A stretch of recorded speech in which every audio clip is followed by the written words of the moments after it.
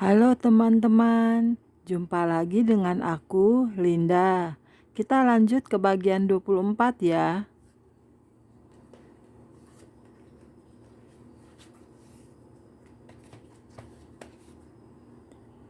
Oke, kita mulai. Mesbah-mesbah Allah. Saya mengasihi mesbah-mesbah Allah. Ketika saya pergi ke sebuah gereja yang dipenuhi dengan roh, yang mempunyai sebuah mesbah yang indah, saya mengetahui bahwa banyak air mata yang tercurah di sana. Di dalam perjanjian lama, Allah telah berulang kali memerintahkan umatnya untuk pergi ke dalam dan menghancurkan mesbah-mesbah berhala. Ini adalah sebuah contoh. Mesbah mereka harus kamu robohkan. Tugu-tugu berhala mereka kamu remukkan. Tiang-tiang berhala mereka kamu bakar habis. Patung-patung Allah mereka kamu hancurkan, dan nama mereka kamu hapuskan dari tempat itu. Jangan kamu berbuat seperti itu terhadap Tuhan Allahmu. Umat Allah harus merobohkan mesbah-mesbah penuh dosa yang tidak memberikan pujian kepadanya. Mereka harus membersihkan mesbah-mesbah yang tidak dihormati atau memberikan penghormatan kepada Dia, dan kemudian mereka membangun dan menjaga mesbah-mesbah hanya untuk menyembahnya. Ketika saya berkhotbah di dalam pelayanan di negara luar, saya berpikir mengenai mesbah-mesbah Allah. Ketika kami datang ke depan mesbah di sebuah gereja dan mencurahkan isi hati kami kepada Allah, kami tidak merasa malu. Sebuah mesbah persembahan adalah tempat di mana kita dapat berada di dalam hadirat Allah, di mana kita dapat memanggil Tuhan dan mengakui dosa-dosa kita, memohon kepadanya untuk mengampuni kita. Banyak dari kita merasakan hadiratnya yang mengagumkan di sana. Kita dapat mengetahui bahwa Allah menjawab doa-doa kita. Kadang-kadang kita dapat merasakan lengannya merangkul kita. Ada sesuatu yang luar biasa mengenai mesbah. Mesbah-mesbah Allah yang kuno di dalam gereja. Di sanalah Anda dapat pergi dan berlutut dan hanya menyembah Tuhan. Anda juga bisa memuji Tuhan di rumah.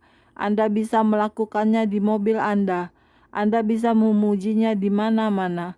Bagaimanapun, biarkan saya mengatakan sesuatu kepada Anda. Mesbah adalah tempat yang pasti bagi sebuah perjanjian untuk mengadakan hubungan yang intim dengan Dia. Ketika nabi-nabi perjanjian lama membuat mesbah untuk Allah, mereka menangis dan bertobat kepada Allah bagi dosa-dosa umat manusia, juga bagi dosa mereka sendiri. Di mesbah, mereka bertobat dan mempersembahkan persembahan darah demi kepentingan umat manusia, dan Allah menerima persembahan mereka. Sejak Kristus membuat pengorbanan yang sejati untuk dosa kita melalui curahan darahnya, kita tidak perlu lagi mempersembahkan korban. Bagaimanapun, kita masih perlu untuk bertobat ketika kita dihukum karena dosa, dan salah satu tempat terbaik untuk melakukannya adalah pada sebuah mesbah. Saat kita melihat sebuah mesbah di persembahan gereja, kita harus berlutut dan berdoa kepada Allah jika itu mungkin. Itu berarti sangat penting untuk mempunyai sebuah mesbah. Kita memerlukan satu mesbah di dalam rumah kita, maka kita bisa berbicara kepada Allah dan mempunyai sebuah tempat untuk bersama dengannya. Ketika saya berkhotbah, saya selalu mengatakan kepada orang-orang, jangan malu untuk datang ke mesbah ini. Disinilah Allah akan bertemu dengan Anda. Ya, Dia dapat bertemu dengan Anda di tempat duduk Anda. Akan tetapi, ada sesuatu mengenai sebuah mesbah yang kudus dan sering digunakan di mana Anda dapat merendahkan diri Anda, mengangkat tangan Anda, dan berkata, Tuhan, inilah aku, bawa aku, pakai aku untuk kemuliaan-Mu. Menyembah dengan hati yang tulus. Anda perlu mengerti apa yang Anda doakan dengan segenap hati Anda. Allah sedang mencari seseorang yang mengasihi dan memujinya. Allah mencari seseorang yang akan berbalik dari jalan-jalan mereka yang jahat kembali kepadanya. Dia sedang mencari orang-orang yang akan menyembahnya di dalam roh dan kebenaran. Jujurlah kepada Allah, katakanlah sejujurnya kepada Allah. Ketika Anda pergi ke mezbah, jangan berlutut dan mengatakan, Betty melakukan sesuatu atau Joe melakukan sesuatu, tetapi katakanlah, Ya Allah, aku adalah seorang berdosa. Aku berdiri di sini memerlukan pengampunan-Mu. Kemudian ampuni orang-orang yang telah berbuat sesuatu yang jahat. Ampuni mereka. Para orang kudus, Tuhan sedang mencari orang-orang yang dibebaskan, sehingga mata yang buta dapat dicelikan dan telinga-telinga yang akan mendengarkan apa yang dikatakan roh Tuhan kepada gereja-gereja. Oh, betapa penuh kemuliaannya Tuhan, seandainya Anda dapat melihat apa yang sungguh-sungguh menantikan Anda di sana. Kita menghadapi banyak pencobaan dan penganiayaan dalam kehidupan sehari-hari. Kadang-kadang tampak bahwa musuh mencoba untuk mencuri segala sesuatu dari kita, tetapi Allah memberikan kepada kita kesabaran untuk menanggungnya, dan yang terakhir, kemenangan.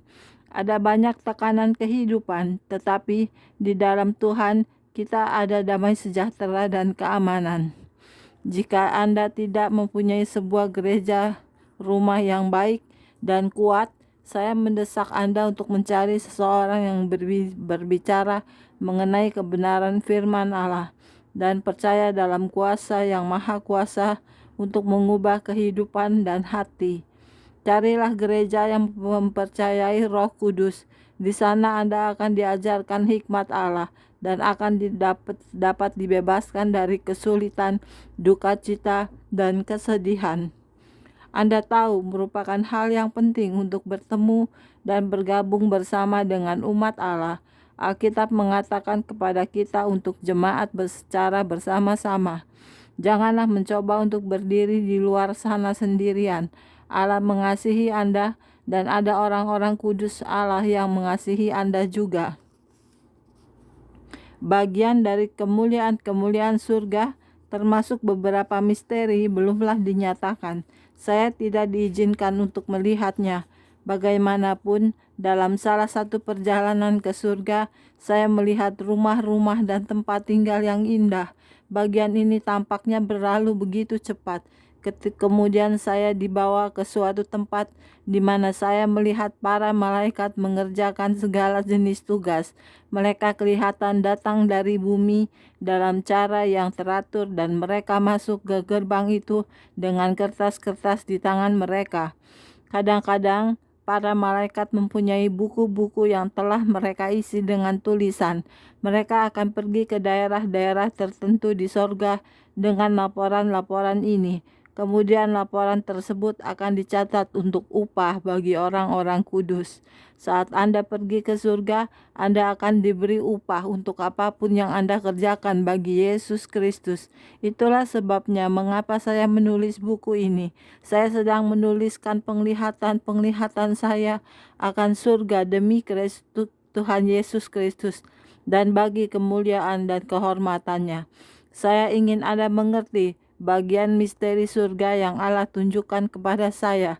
Saya hanya dapat mengatakan kepada Anda apa yang saya lihat, karena misteri-misteri yang dinyatakan kepada saya hanya sebagian. Alkitab berkata bahwa pengetahuan kita tidak lengkap dan nubuat kita tidak sempurna. Puji Tuhan, ketika kita mencapai tujuan akhir kita, rumah akhir kita, semua pertanyaan kita akan dijawab. Semua doa kita akan dijawab dan semua kerinduan yang paling dalam akan dipenuhi.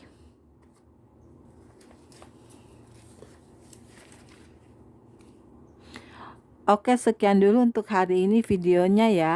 Kita lanjut di video berikutnya. Terima kasih. Tuhan berkati kita semua. Amin. Bye-bye.